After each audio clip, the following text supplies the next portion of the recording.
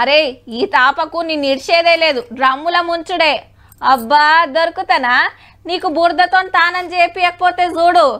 ఆ రమేష్ గాడు పోయిన ఏడాదే తప్పించుకున్నాడురా, ఈసారి వాడిని ఎట్లన్నా దొరకబట్టాలి.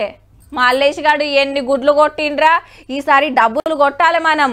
కాక జ్వరం వచ్చిందని మా చెవులనే పూలు పెడుతున్నావులే, ఇక నీకు రంగు ఎట్లా పడుతుందో చూడు. ఇగో గిట్ల ఉపాయాలు చేస్తుండొచ్చురు. అయితే జోరున్నదిలే హోలీ, కానీ మీదికెళ్ళి జల్లుతున్నాయి రంగులు కావుల్లో బూడిది.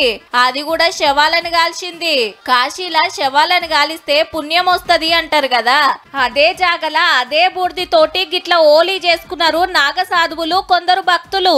ఆగో డాన్సుల నడుమనే దానం చేస్తానికి శవాలను తీసుకుపోతున్నారు. డమరుకాలు పట్టుకొని ఎగురుడే ఎగురుడు.